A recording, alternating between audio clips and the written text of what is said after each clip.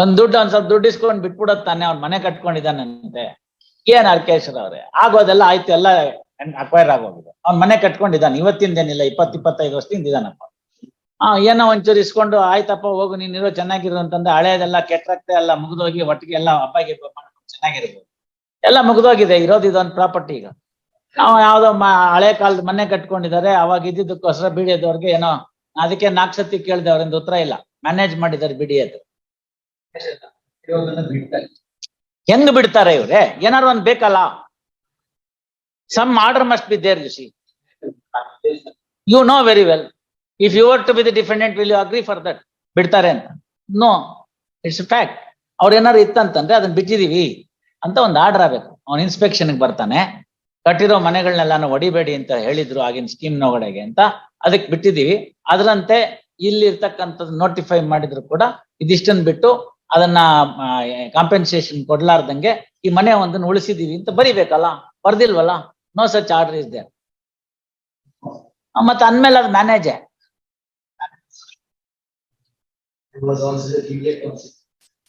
I know, therefore I am telling you, ಮ್ಯಾನೇಜೇ ಅದು. ಇವಾಗ ಅಕ್ವೈರ್ ಆದ್ಮೇಲೆ ಎಲ್ಲ ಹೋಯ್ತು, ಅದ್ರೊಳಗಡೆ ಇದೊಂದನ್ನ ಮಾತ್ರ ಬಿಟ್ಟಿದ್ದೀನಿ ಅಂದ್ರೆ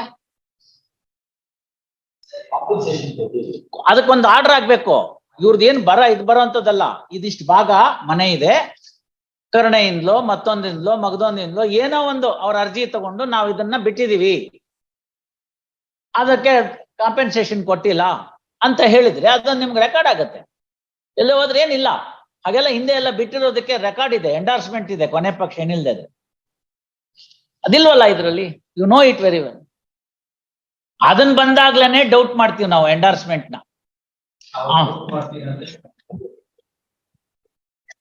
ಹೆಂಗ್ ಎಂಡಾರ್ಸ್ಮೆಂಟ್ಗಳು ಬಂದಿದೆ ಅಂತ ನಿಮ್ಗೆ ಗೊತ್ತಿದೆ, ಅದಕ್ಕೋಸ್ಕರ ನಾನೇನು ಹೇಳ್ಬೇಕಾಗಿಲ್ಲ. ನಮ್ಮಲ್ಲೇನೆ ಇದೆ ಆತರ ಎಂಡಾರ್ಸ್ಮೆಂಟ್ಗಳು ಕೊಟ್ಟವರು. ಡೆಪ್ಟಿ ತಹಶೀಲ್ದಾರ್ ಅವರು 33 ಜನಕ್ಕೆ ಬೇಲಿಗೆ ನನ್ನ ಹತ್ರ ನಿಂತಿದ್ರಲ್ಲ, ನಿಮ್ಗೆಲ್ಲ ಬಂದಂತ ತಹಶೀಲ್ದಾರ್ನ ಹೊರಗಡೆಯಿಂದ ನೀವು ತಗೊಂಡಂತವ್ರು BDA ಪ್ರಾಪರ್ಟಿಗಳನ್ನ ಹೆಂಗೆ ಎಂಡಾರ್ಸ್ಮೆಂಟ್ಗಳು ಕೊಟ್ಟು ಸೇಲ್ ಮಾಡಿ, ಈಗ ನೀವೇ ಅವ್ರ ಮೇಲೆ ಕೇಸ್ ಹಾಕಿ BDA ಅವರೆಲ್ಲ ಬಂದು ನಿಂತ್ಕೊಂಡು ಆಂಟಿಸಿಪೇಟರಿ ಬೇಲಿಗೆ ನಿಂತ್ಕೊಳ್ಳಿಲ್ಲೇನು ಇದೇ ಕೋರ್ಟ್ ಮುಂದೆ? ಯಾರ್ ಪ್ರಾಪರ್ಟಿ ಕೊಟ್ರು ಹಂಗಾರೆ? ನೋಡಿ, BDA ನಲ್ಲಿ ಆಗ್ತಿರ್ತಕ್ಕಂತ ಅವ್ಯವಹಾರ ನನ್ಗಿಂತ ಚೆನ್ನಾಗಿ ನಿಮಗ್ ಗೊತ್ತಿದೆ, ಯಾಕಂದ್ರೆ you had access to the files. ನಮಗ್ ನಮ್ಮ ಮುಂದೆ ಯಾವ್ದು ಬಂತೋ ಅಷ್ಟು ಮಾತ್ರ ಗೊತ್ತು. ದೇರ್ ಫೋರ್ ಅಲ್ಟಿಮೇಟ್ಲಿ ಏನಾಗಿರುತ್ತೆ, ಯಾವ್ದಾದ್ರು ಒಂದ್ ದಿವಸ ಕೇಳಿದ್ರೆ ಅಲ್ಲಿ ಫೈಲ್ ಇಲ್ಲ ಅಂತ ಉತ್ತರ ಬರುತ್ತೆ. ಇದ್ರೂ ಫೈಲ್ ಒಳಗಡೆಗೆ ಬೇಕಾದಂತ ಪೇಪರ್ ಇರೋದಿಲ್ಲ. We have established this before the court that they weed away and then send the file to the court. You are aware of it. Court ಒಳಗಡೆಗೆ, ಸಿವಿಲ್ ಕೋರ್ಟ್ ನೊಳಗಡೆಗೆ ನಾವು ಅರ್ಜಿ ಹಾಕಿ ಅರೆಸ್ಟ್ ವಾರೆಂಟ್ ತಗೊಂಡಾದ್ಮೇಲಿಂದ ಫೈಲ್ ಬಂತು. ಅವು ಪೆದ್ದು ಅಲ್ಲಿ ಸೋಂಬೇರಿತನಕ್ಕೆ ಏನ್ ಮಾಡ್ಕೊಂಡ್ಬಿಡುತ್ತೆ ಅಂತಂದ್ರೆ 57ನೇ ಖಂಡಿಕೆ ನೋಡಿ ಅಂತ ಹಾಕಿರ್ತಾರೆ. 57ನೇ ಖಂಡಿಕೆಯಲ್ಲಿರೋ ಪೇಜೇ ಕೊಟ್ರಲ್ಲ ಇವ್ ನಮ್ಗೆ.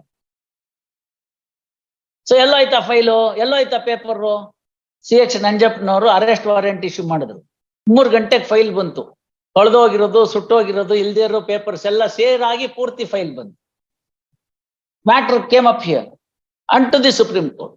ಕಷ್ಟ ಇದೆ ಅವ್ರ ಹತ್ರ ಫೈಟ್ ಮಾಡೋದು, ಬಟ್ ಮಾಡ್ಲೇಬೇಕಾಗತ್ತೆ ಕೆಲವು ಸಂದರ್ಭದಲ್ಲಿ. ಹಂಗಾಗಿ ಬಿಟ್ಬಿಡೋರು ಅರ್ಧ ಜನ ಇರ್ತಾರೆ. ನೀವು ಅನ್ಬೋದು, ನಿಮ್ಮ past experience as a lawyer should not prejudice the case of the party during the ಇಲ್ಲಿಂದ. ನಾನು ಅದನ್ನ ಪ್ರಿಜುಡೈಸ್ ಆಗಿ ಇಟ್ಕೊಂಡಿಲ್ಲ. ವಸ್ತುಸ್ಥಿತಿ, ವಾಸ್ತವಾಂಶಗಳು ಹೇಗಿದೆ BDA ನಲ್ಲಿ ಅನ್ನೋದು ಗೊತ್ತಿರೋದ್ರಿಂದ ಏನ್ ಬೇಕಾದ್ರೆ ಮಾಡಿರ್ತಾರೆ ಅವರು. They are capable of doing anything ಅನ್ನೋ ಭಾಗ ಇಟ್ಕೋಬಹುದು. ನಾನು ಪ್ರಿಜುಡೈಸ್ ಬೇರೆ, ಫ್ಯಾಕ್ಚುಯಲ್ ಆಸ್ಪೆಕ್ಟ್ ನ ಜುಡಿಷಿಯಲ್ ನೋಟಿಸ್ ತಗೊಳ್ಳೋದು ಬೇರೆ. ದೇರ್ ಫೋರ್ ಐ ಸೇ, ಇವ್ರು ಏನೋ ಮಾಡಿರ್ತಾರೆ ಅಂತ. ನಾನು 4 ಸತಿ ನಿಮ್ಮನ್ನ ಅದಕ್ಕೆ ಕೇಳಿದೆ. ನಿಮ್ಗೆ you are on a weaker wicket, you can't answer. If I were to be in your position also the same answer that I could give, not more than that. ಹೇಗೆ ಬಿಟ್ರು ಅವರು ಅಂತಂದ್ರೆ ಗೊತ್ತಿರಲ್ಲ. ಯಾವ್ದೋ ಬಿಳಿ ಟೋಪಿ ಆ ಸಂದರ್ಭದಲ್ಲಿ ಹೇಳಿರ್ಬೋದು, ಅವ್ನು ನಮ್ಮನ್ನೇ, ಅವನು ನಮ್ಮ ಮನೆ ಮುಟ್ಬೇಡ ಅಂತ. ಹಂಗೆಲ್ಲ ನಡೆಯುತ್ತಾ ಕಾನೂನು? ಕೋರ್ಟ್ ಮುಂದೆ ಬಂದಾಗ ಅವರು BDA-ನವ್ರ ಜವಾಬ್ದಾರಿ ತಗೊಂಡಿದ್ರು ಒಂಥರ ಅನ್ಬೋದು. ಕೇಳ್ತಿರೋದು ನಿಮ್ಮ ಅಣ್ಣ ತಮ್ಮಂದ್ರು, BDA-ನವ್ರು ಏನ್ ಕೇಳ್ತಿಲ್ಲ. ಅಲ್ಲಿ ಬಂದೋಬಸ್ತ್ ಚೆನ್ನಾಗ್ ಆಗ್ಬಿಟ್ಟಿದೆ. ದಟ್ಸ್ ವೈ ಐ ಸೆಡ್ ಏನಾದ್ರು ಒಂದಷ್ಟು ತಗೊಂಡ್ ಬಿಟ್ಬಿಡಿ ಅಂತ. 92ನೇ ಇಸ್ವಿ ಸೂಟು ನೀವು ಹೇಳಿ ಅವ್ರಿಗೆ ಮಾಡ್ತಾರೆ. ಹಾ ಅದನ್ನ ಹೇಳ್ಬಿಡಿ ಒಂದಿಷ್ಟು ಅಂತ. ಅದೆಲ್ಲ ಏನೋ ಆಯ್ತು ಬಿಡಿಎನ್ ಅವ್ರನ್ನ ಮ್ಯಾನೇಜ್ ಮಾಡ್ಕೊಂಡಿದ್ದಾರೆ. ನೀವೊಬ್ರೇ ಗಲಾಟೆ ಮಾಡ್ತಿರೋರು. ಅವ್ರ ಪಾಟಿಗೆ ಅವ್ರು ಇದ್ಕೊತಾರೆ 20-25 ವರ್ಷದಿಂದ ಅವ್ರ ಮನೇಲಿ ಇದ್ದಾರೆ. ಈ ಸೇಸ್ is there, very much there, client is there, position ಇದೆ. ಈಗೆಲ್ಲಪ್ಪ ಎಲ್ಲ ಮುಗ್ದೋಯ್ತು. ಇನ್ನು ಉಳ್ಕೊಂಡಿರೋದು ಈ 44 ಅದೇ 44 ಇದ್ದಿದ್ದು 44/4C ಆಗ್ಬೇಕಾದ್ರೆ it would not have happened over A day, over A period of time ಆಗಿರ್ಬೇಕು. ಈ ಭಾಗ ಹೋಯ್ತು, ಆ ಭಾಗ ಹೋಯ್ತು, ಅದು ಉಳ್ಕೋತು, ಉಳ್ಕೊಂಡಿದ್ದಕ್ಕೆ ಏನೋ ಮಾಡಿರ್ತಾರೆ, ಒಂದ್ ಅರ್ಜಿ ಕೊಟ್ಟಿರ್ತಾರೆ, ಅದನ್ನ ಉಳ್ಕೊಂಡಿರ್ತಾನೆ, ಯಾರೋ ಬರ್ಬೇಕು, ಒಂದ್ ಸ್ಪಾಟ್ ಇನ್ಸ್ಪೆಕ್ಷನ್ ಮಾಡ್ಬೇಕು, ಒಂದ್ ರಿಪೋರ್ಟ್ ಹಾಕ್ಬೇಕು, ಆಮೇಲೆ ಅದು 44/4C ಅಂತ ಆಗಿರ್ಬೇಕು ಇನ್ ದೇರ್ ರೆಕಾರ್ಡ್ಸ್.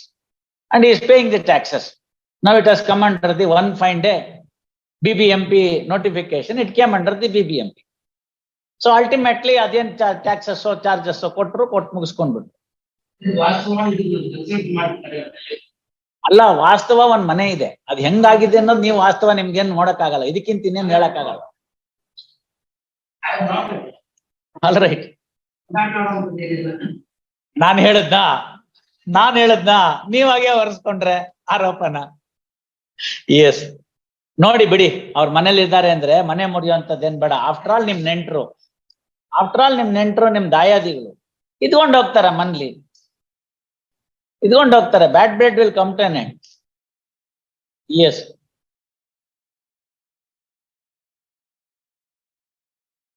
ಹೆಣ್ಮಕ್ಳು ಸುರಕ್ಷಿತವಾಗಿರ್ಬೇಕು ಅಂತಿರೋದು. ಫಾರೆಸ್ಟ್ ಗಾರ್ಡ್ಗೆ ಫಾರೆಸ್ಟ್ ಅಲ್ಲಿ ಇರೋ ಕಳ್ಳರನ್ನ ಹಿಡಿಯಕ್ ಇಟ್ಟಿರೋದು, ಹೋಗೊಬ್ಬರು ಹೆಣ್ಮಕ್ಳನ್ನೆಲ್ಲ ಚುಡಾಯಿಸಕ್ ಇಟ್ಟಿಲ್ಲ.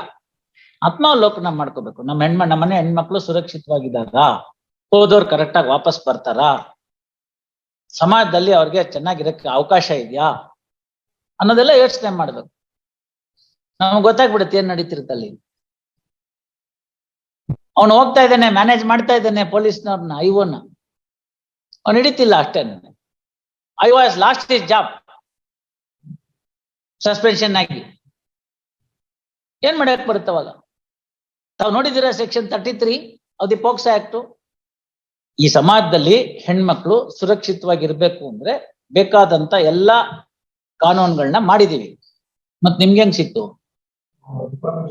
ಕದ್ಕೊಂಡ್ ಬಂದ್ರೇನು? ಹೆಂಗ್ ಕಲೆಕ್ಟ್ ಮಾಡ್ಕೋತೀರಿ?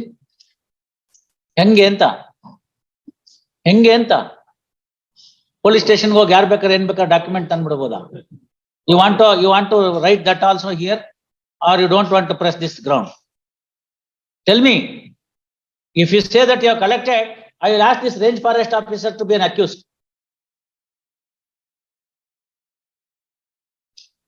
ಅಲ್ಲ, ಏನ್ ನನ್ಗೆ ಅರ್ಥ ಆಗ್ತಾ ಇಲ್ಲ. ಇದೆಲ್ಲ ಕೋರ್ಟ್ ಅಂತ ಬೆಲೆ ಇಲ್ವಾ ಸರ್ಕಾರದ ಅಧಿಕಾರಿಗಳಿಗೆ? ಅಕ್ಯೂಸ್ಡ್ಗೆ, ಅಬ್ಸ್ಕಾಂಡಿಂಗ್ ಅಕ್ಯೂಸ್ಡ್ಗೆ ಡಾಕ್ಯುಮೆಂಟ್ ಪೊಲೀಸ್ ಸ್ಟೇಷನ್ ಅಲ್ಲಿ. What is happening mister? ಮೊದ್ಲು ಇದನ್ನ ಹೆಂಗ್ ಬಂತು ಕೈಗೆ ಅಂತ ಹೇಳ್ಬೇಕಲ್ಲ. How are you able to accuse? ಈಗ ಹೋಗ್ತಾ ಇದ್ದೀರಾ ಆಫೀಸ್ಗೆ, ನೀವು ಪ್ರತಿ ದಿವಸ ಹೋಗ್ತಾ ಇದ್ದೀರಾ ಇಲ್ವಾ? ನೋ ಪ್ಲೀಸ್, ತಾವು ಹೋಗ್ತಾ ಇದ್ದೀರಾ? ಅಟೆಂಡೆನ್ಸ್ ಆಗ್ತಾ ಇದ್ದೀರಾ? ಹೋಗ್ತಾ ಇದ್ರೆ ಐವೋ ಹಿಡಿತೀನಿ. ನೆಕ್ಸ್ಟ್ ಯಾಕಲ್ಲಿ ಹೋಗಿ ಹಿಡಿಲಿಲ್ಲ ಅಂತ ಹಿಂಗ್ ಹೇಳಿದ್ರು ಕಷ್ಟ, ಹಂಗ ಹೇಳಿದ್ರು ಕಷ್ಟ. ಪೂರ್ತಿ ಮಾಹಿತಿ ಇಲ್ಲ ಅಂದ್ಮೇಲೆ ಹೋಗ್ತಾ ಇಲ್ಲ. ಇಷ್ಟಂಕ ಏನ್ ಮಾಡಿದನ್ರಿ ಅವನು? ತಾವು ಅರ್ಥ ಮಾಡ್ಕೋಬೇಕು. ಹೆಣ್ಮಕ್ಳು ಸುರಕ್ಷಿತವಾಗಿರ್ಬೇಕು ಅಂತಿರೋದು. ಫಾರೆಸ್ಟ್ ಗಾರ್ಡ್ಗೆ ಫಾರೆಸ್ಟ್ ಅಲ್ಲಿ ಇರೋ ಕಳ್ಳರನ್ನ ಹಿಡಿಯಕ್ ಇಟ್ಟಿರೋದು, ಹೋಗೊಬ್ಬರು ಹೆಣ್ಮಕ್ಳನ್ನೆಲ್ಲ ಚುಡಾಯಿಸಕ್ ಇಟ್ಟಿಲ್ಲ. ಅರ್ಥ ಆಯ್ತಲ್ಲ? ಫಾರೆಸ್ಟ್ ಗಾರ್ಡ್ ಆಗೋಗ್ಬಿಟ್ರೆ ದೊಡ್ಡ ಮನುಷ್ಯನೇನು? ದರ್ಪ ತೋರಿಸ್ತೀರೇನು? ಇದೆಲ್ಲ ಹೆಂಗ್ ಸಿಕ್ತಾವನ್ಗೆ? ಇದೆಲ್ಲ ಹೆಂಗ್ ಸಿಕ್ತಾವನ್ ಕೈಗೆ? ಹೆಂಗ್ ಸಿಕ್ತು ಇವ್ರೆ? It's a document address to the investigation officer. It's a confidential document. How your client and accused can lay hands on to it? ಈಗ್ಲೇನೆ ಅಬ್ಸ್ಕಾಂಡಿಂಗ್ ಅಕ್ಯೂಸ್ಡ್ ಆಗಿರುವಾಗ್ಲೇ ಇಷ್ಟೆಲ್ಲ ರೆಕಾರ್ಡ್ ನ ನೀವು ಪತ್ತೆ ಮಾಡ್ಕೊಳ್ಳೋರು ನಾಳೆ ಬೇಲ್ ಕೊಟ್ಬಿಟ್ರೆ ಗತಿ ಏನು? No, I'll have to take it seriously. Get that range forest officer, mister, next time.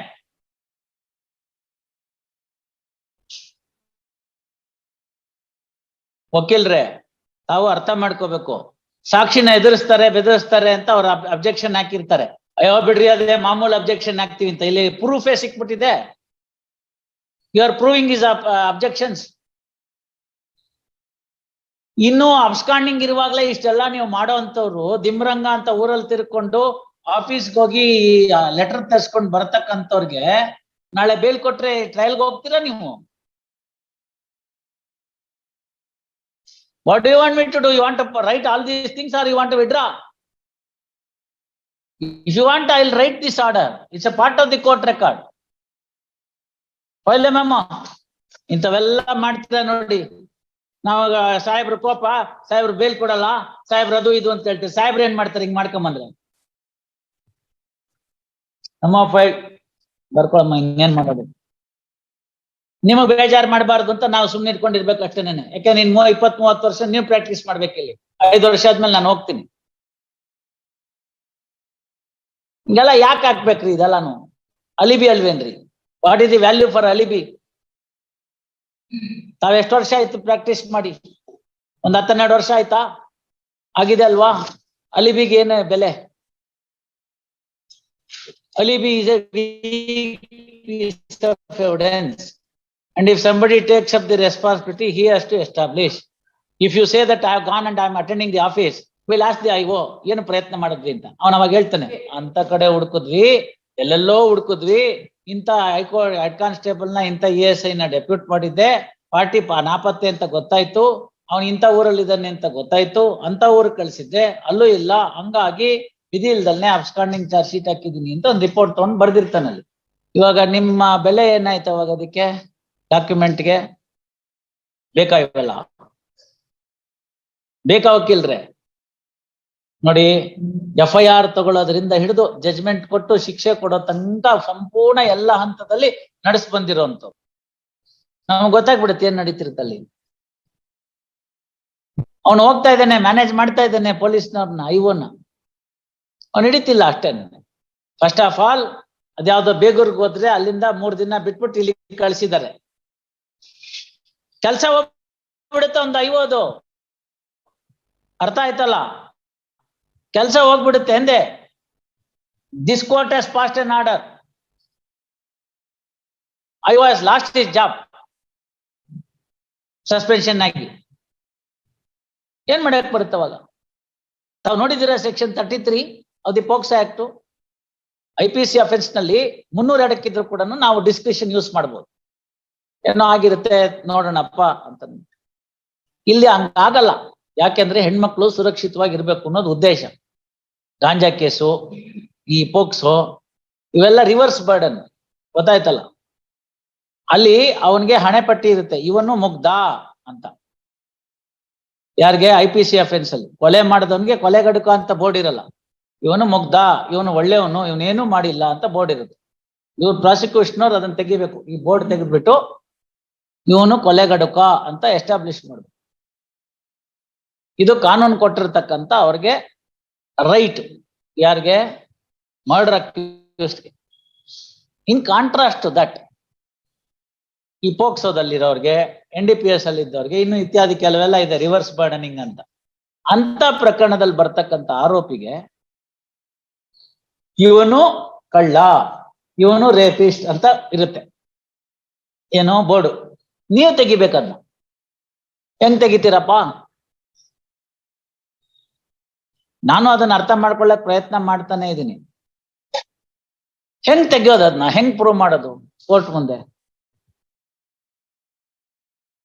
ಹೆಂಗ್ ಪ್ರೂವ್ ಮಾಡೋದು ಮಿಸ್ಟರ್ ಮಾನ್ನೋರೆ? ಹೆಂಗೆ ಪ್ರೂವ್ ಮಾಡೋದು ಹೇಳಿ? 2 ಟ್ವಿನ್ ಪ್ರಿಸಂಪ್ಷನ್ ಅಂತಿದೆ, 29, 30. 29 ಏನ್ ಹೇಳುತ್ತೆ? ಇಂತಿಂತ ಸೆಕ್ಷನ್ ನಲ್ಲಿ ಏನಾದ್ರು ಆರೋಪ ಹೊಡಿಸಿದ್ರೆ ನೀನು ತಪ್ಪಿತಸ್ಥ, ಅದಲ್ಲ ಅಂತ ನೀ ಪ್ರೂವ್ ಮಾಡು ಅಂತ ಹೇಳುತ್ತೆ. 30ರಲ್ಲಿ ಏನ್ ಹೇಳುತ್ತೆ? ನೀನು ಆ ಸಂದರ್ಭದಲ್ಲಿ ನಡೆದುಕೊಂಡಂತ ಮಾಡಿರ್ತಕ್ಕಂಥ ಮೈ ಕೈ ಮುಟ್ಟೋದು ಇತ್ಯಾದಿಗಳೆಲ್ಲ ಏನೇನ್ ಕ್ರಿಯೆಗಳು ಮಾಡಿದ್ಯೋ ಅದಕ್ಕೆಲ್ಲ ಇಂಥದೇ ಕಾರಣಕ್ಕೋಸ್ಕರ ಇಂಥ ದುರುದ್ದೇಶದಿಂದಲೇ ಮಾಡಿದ್ಯಾ ಅಂತ ಇದೆ. ಯಾಕೆಂದ್ರೆ ಚಿಕ್ಕ ಮಕ್ಳಿಗೆ ಗೊತ್ತಾಗಲ್ಲ. ಗೊತ್ತಾಯ್ತಲ್ಲ? ಗುಡ್ ಟಚ್, ಬ್ಯಾಡ್ ಟಚ್ ಅಂತೆಲ್ಲ. ಹಳೆ ಕಾಲ ಎಲ್ಲ ಹೋಯ್ತು. ಒಂದ್ ಮದುವೆ ಮನೆಗೋ, ಒಂದ್ ಮುಂಜಿ ಮನೆಗೋ, ಒಂದ್ ಗೃಹ ಪ್ರವೇಶಕ್ಕೋ ಹೋದ್ರೆ ಚೆನ್ನಾಗಿ ಮುದ್ದಾಗಿ ಓಡಾಡ್ತಿರ್ತಕ್ಕಂಥ ಹೆಣ್ಮಕ್ಳು ಇದ್ದಿದ್ರೆ ತಗೊಂಡು ಎಣ್ಣೆ ಹಿಂಡಿ ಕೈ ಎತ್ಕೊಂಡು ಲಚ ಲಚ ಅಂತ ಮುತ್ತು ಕೊಟ್ಬಿಡ್ತಿದ್ರು. ಈಗ ಕೊಡೋ ಆಗಿಲ್ಲ, ವಿಡಿಯೋ ಮಾಡ್ಕೊಂಡ್ಬಿಟ್ಟಿರ್ತಾರೆ. ನಾಳೆ ಬೆಳಗ್ಗೆ ಏನಾದ್ರು ಕೇಸ್ ಆಯ್ತು ಅಂತಾನೆ ನೋಡಿ ಹಿಂಗ್ ಮಾಡಿದ್ರು ಅಂತಾರೆ. ಇಲ್ಲ ಮಗು ಮುದ್ದಾಗಿತ್ತು ಅದಕ್ಕೆ ಮುತ್ಕೊಟ್ಟೆ ಅಂತ ಹೇಳಿದ್ರೆ ಹೇಳಕ್ಕಾಗತ್ತ? ಒಂದು ಕೇಸು ಹಾವೇರಿನಲ್ಲಿ 4 ವರ್ಷದ್ದು. Of course it was a very barbarous act. Some miscreant at 60 years old fellow did some mischief. ಅಲ್ಲಿ ಪ್ರಾಸಿಕ್ಯೂಷನ್ ಅವರು ಕಾಮುಕ ಅಂತ ಬರ್ಸ್ಬಿಟ್ಟಿದ್ದಾರೆ. 4 ವರ್ಷದ ಹುಡುಗಿಗೆ ಕಾಮುಕ ಅಂದ್ರೆ ಏನಂತ ಅರ್ಥ ಆಗುತ್ತಾ? ಹೇಳಿ. ಸಾಹೇಬರು ಕೊಪ್ಪ ಮಾಡ್ಕೊತಾರೆ ಅಂತಿರಲ್ಲ, ಈಗ ಇದಕ್ಕೆ ಉತ್ತರ ಕೊಡಿ. ಅಲ್ಲ, I came in favour of the accused. Ultimately ಅದೇನೋ ಆಯ್ತು ಬಿಡಿ, ಪ್ರಶ್ನೆ ನಾನ್ ಕಾಲದಲ್ಲಿ ಮುಗಿಲಿಲ್ಲ. Fellow had done a mischief, that's a different issue. So ಕಾಮುಕ ಅಂತ 4ನೇ ವರ್ಷದ ಹುಡುಗಿ ಹೇಳಕ್ಕಾಗತ್ತಾ? ಪರ್ಸೇ ರಾಂಗ್ ಅಲ್ವಾ? ಅಟ್ ದಿ ಮೋಸ್ಟ್ ಏನಾಗಿರ್ಬೋದು, ಅದು ಅಳ್ತಿರ್ಬೋದು. ತಾಯಿ ಏನಾಯ್ತಮ್ಮ ಅಂತ ಕೇಳಿದ್ರೆ ನೋವಿದೆ ಅಂತ ತೋರಿಸ್ಬೋದು. ಎಲ್ಲಿ ಏನು ಅಂತ ನೋಡಿದಾಗ ಗೊತ್ತಿರ್ಬೇಕು ಅಲ್ವಾ? So don't take POCSO cases for granted. I am telling you very clearly, these are all the special species of cases. ಈ ಸಮಾಜದಲ್ಲಿ ಹೆಣ್ಮಕ್ಳು ಸುರಕ್ಷಿತವಾಗಿರ್ಬೇಕು ಅಂದ್ರೆ ಬೇಕಾದಂತ ಎಲ್ಲಾ ಕಾನೂನುಗಳನ್ನ ಮಾಡಿದೀವಿ. ಅದನ್ನ ಅನುಷ್ಠಾನಕ್ಕೆ ತರಕ್ಕೆ ತೊಂದರೆ ಆಗ್ತಾ ಇದೆ. ಗೊತ್ತಾಯ್ತಲ್ಲ? ಕೇಸ್ ಇದು ಪ್ರಾವಿಷನ್ಸ್ ಆಫ್ ಲಾ ಇದ್ಬಿಟ್ರೆ ಸೇಫ್ ಅಲ್ಲ. ಗೊತ್ತಾಯ್ತಾ? ಅದನ್ನ ಅನುಷ್ಠಾನಕ್ಕೆ ತರಬೇಕು. ಅನುಷ್ಠಾನಕ್ಕೆ ತರುವಂತ ಸಂದರ್ಭದಲ್ಲಿ ಪ್ರತಿಯೊಬ್ರು ಅಂತಂದ್ರೆ all concerned in the society. I am not saying lawyer, investigation officer, this that and all. All concerned in society should have an introspection. ಆತ್ಮಾವಲೋಕನ ಮಾಡ್ಕೋಬೇಕು. ನಮ್ಮ ಮನೆ ಹೆಣ್ಮಕ್ಳು ಸುರಕ್ಷಿತವಾಗಿದ್ದಾರಾ? ಹೋದವ್ರು ಕರೆಕ್ಟ್ ಆಗಿ ವಾಪಸ್ ಬರ್ತಾರಾ? ಸಮಾಜದಲ್ಲಿ ಅವ್ರಿಗೆ ಚೆನ್ನಾಗಿರಕ್ಕೆ ಅವಕಾಶ ಇದೆಯಾ ಅನ್ನೋದೆಲ್ಲ ಯೋಚನೆ ಮಾಡ್ಬೇಕು. ದಿಸ್ ಲೇಡಿ ಈಸ್ ಹಿಯರ್, ಅವ್ರ ಮಕ್ಳುಗಳೆಲ್ಲೋ ವರ್ಕ್ ಮಾಡ್ತಿರ್ತಾರೆ, ಅವ್ರು ಇಲ್ಲಿ ಕೆಲಸ ಮಾಡ್ತಿರ್ತಾರೆ. On what basis that they should have this? So ಹಾಗಾಗಿ ಇದೆಲ್ಲ ನೋಡಿ, ಅವರೆಲ್ಲ ಕೊಟ್ಟಿರೋದೆಲ್ಲ ಡಾಕ್ಯುಮೆಂಟ್ ಎಲ್ಲ ತರ್ಸ್ಕೊತಾನೆ ಕೂತ್ ಕಡೆಯಿಂದ ಅಂತಂದ್ರೆ how powerful this fellow is. And if this fellow is granted bail, what will happen mister? Case ಹಳ್ಳ ಹಿಡಿಯುತ್ತಲ್ವಾ? ಮಾಡಿರಬಹುದು, ಆ ಪ್ರಾವಿಷನ್ನ ಅವರು ದುರುಪಯೋಗ ಮಾಡ್ಕೊಂಡಿರ್ಬೋದು. ನಾ ಇಲ್ಲ ಅಂತ ಹೇಳೋದಿಲ್ಲ. 100 ಕೇಸಲ್ಲೋ 200 ಕೇಸಲ್ಲೋ ತೆಗೆದ್ರೆ 2-3 ಕೇಸ್ ದುರುಪಯೋಗ ಆಗಿರ್ಬೋದು. ಹಾಗೆ ದುರುಪಯೋಗ ಮಾಡ್ಕೊಂಡಾಗ ಕೂಡ ಏನ್ ಮಾಡ್ಬೇಕು ಅಂತ ಕಾಯ್ದೆನೇ ಹೇಳಿದೆ. ನಾ ಹೇಳಿದ ಅರ್ಥ ಆಯ್ತಲ್ಲ? ದುರುಪಯೋಗ ಮಾಡ್ಕೊಂಡಾಗ್ಲೂ ಕೂಡ ಏನಾಗ್ಬೇಕು? ಈಗ ಇನ್ನೊಂದು ಯಾವ್ದೋ ಮ್ಯಾಟ್ರ್ ಇಂದ ಧಾರವಾಡದ ಮಾಡಿದ್ವಲ್ಲ, ಅದ್ರೊಳಗಡೆನೋ ಯಾವ್ದೋ ಒಂದು ಕಾನೂನು ದುರುಪಯೋಗ ಆಗಿದೆ, ಬರ್ದಿದ್ದೀನಿ ದುರುಪಯೋಗ ಆಗಿದೆ ಅಂತ. ಆ ಪ್ರಾವಿಷನ್ಸ್ಗೆ ಅಕ್ವಿಟಲ್ ಮಾಡಿಬಿಟ್ಟು ಬೇರೆ ಪ್ರಾವಿಷನ್ಸ್ ಮಾತ್ರ ಕನ್ವಿಕ್ಷನ್ ಮೇಂಟೈನ್ ಮಾಡಿದ್ವಿ. ಆಗಿರುತ್ತೆ, ನಮ್ ಗಮನಕ್ಕೆ ಬಂದಿರುತ್ತೆ. ಬಂದಂತ ಸಂದರ್ಭದಲ್ಲಿ ಕೋರ್ಟ್ನವ್ರೇನು ಹೆಸಿಟೇಟ್ ಮಾಡೋದಿಲ್ಲ ದುರುಪಯೋಗ ಆಗಿದೆ ಅಂತ ಬರೀಲಿಕ್ಕೆ. ತಿಳಿತಲ್ಲ? ಈಗ ನಾವು are at the bail stage. Therefore let your client go and surrender. Thereafterwards let him come. Since it's only 8, you may consider it in a different way. Only section 8, mister. All right, you know where it is. ಮಾಡ್ಕೊಂಡು surrender ಮಾಡ್ಕೊಂಡು ಬರಕ್ಕೆ ಹೇಳಿ. All right, memo file. ಈ ಪ್ರಕರಣದ ಮುಖಾಂತರ ಎಲ್ರಿಗೂ ಗೊತ್ತಾಗ್ಲಿ ಅಂತ ಹೇಳಿದ್ವಿ. We are on live today. Let others also understand what is the efficacy of this law.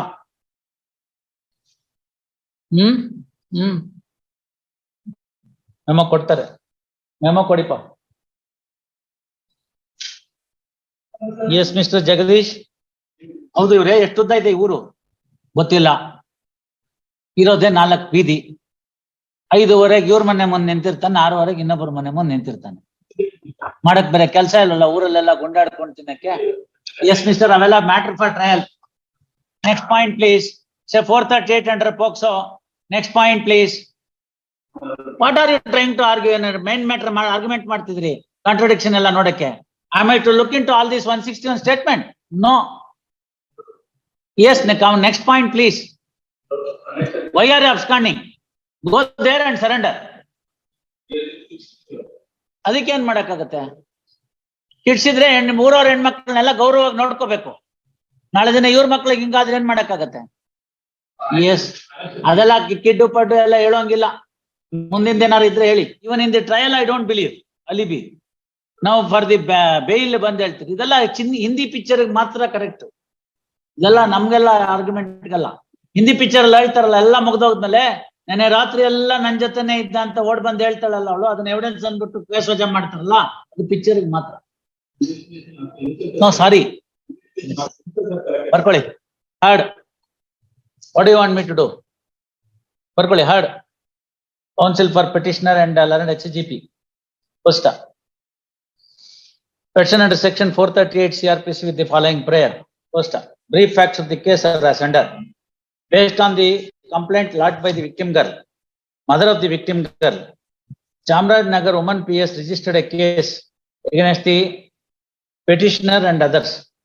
Ibrahim Murjananam, petitioner and others, in crime number 67/21. Dated 9/12/2021 for the offences so and so. Next para. The gist of the complaint governments reveal that victim girl is aged 16 years and she is studying in JSS High School, Horayala, Gundlupete in 10th standard, and every day she goes to this by walk. About a month earlier to the complaint, present petitioner and second accused used to misbehave with the victim girl, and on 6/12/2021 at about 5:30 PM, when the victim girl was returning to the house after attending the school, both the accused persons physically misbehaved and they committed sexual assault on the victim girl. First, they also abused the victim girl in filthy language, and the same was intimated to her the younger brother of the complainant on 7/12/2021. First,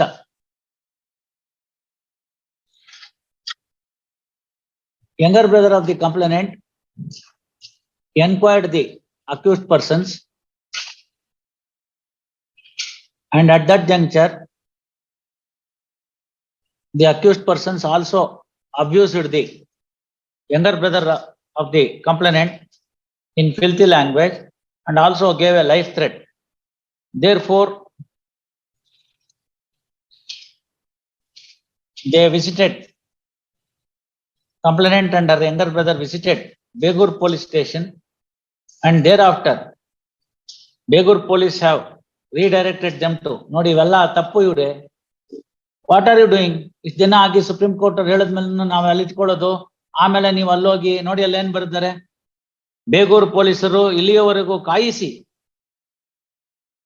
ಆಮೇಲೆ ಚಾಮರಾಜನಗರ ಮಹಿಳಾ ಪೊಲೀಸ್ಗೆ ಹೋಗು ಅಂತ. What is going on? ಏನ್ ಬೆಲೆ ಇಲ್ಲೇನೋ? Register ಮಾಡ್ಕೋಬೇಕು ಎಲ್ಲಿದ್ರು. Why for then Lalit Kumar is meant. ಈಗ ನಾಳೆ ದಿನ 3 ದಿನ ಡಿಲೇ ಆಗುತ್ತೆ, ಅವಾಗ ಯಾರು ಉತ್ತರ ಕೊಡ್ತಾರೆ?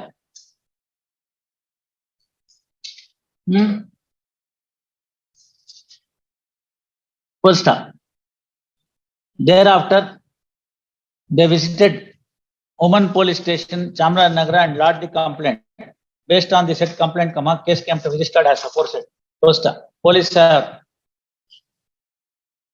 the investigation agency have investigated the matter and filed an absconding charge sheet as against the petitioner. First, next para. The attempt made by the petitioners seeking grant of anticipatory bail is turned down by the Larna District Judge in CMIS number 238 of 2022 by order dated 15 July 2022. First, thereafter, the petitioner is before this court. The earlier bail application filed by the petitioner came to be dismissed as withdrawn. First, with liberty to approach this court after the charge sheet is filed. Next para. That counsel for the petitioner has now sought for grant of bail on the following grounds. First, next para. Reiterating the grounds set in the petition, counsel for the petitioner seeks the grant of anticipatory bail on the ground that the petitioner is a public servant and therefore, he is entitled for grant of bail. First, he also pointed out that the eyewitness testimony is unbelievable because he is an eyewitness to the present incident at about 6 p.m. on 6/12/2021, and on the same day he is an eyewitness to another incident between some other parties at about 5:30 p.m. against the accused number 2 in some other case at about 5:30 p.m. and therefore, his testimony cannot be believed. First, next para. He also, the Lord Counsel for the petitioner also draws the attention of this court to the document that has been collected by the investigation agency, which is the part of the charge sheet papers, which is the letter dated 21/1/2022 issued by the Range Forest Office. ನೀವು ಹಾಕಿದ್ದೀರಾ? ಮತ್ತೆ investigation officer ಕೊಟ್ಟಿದ್ದಾರೆ ಅಂದ್ರೆ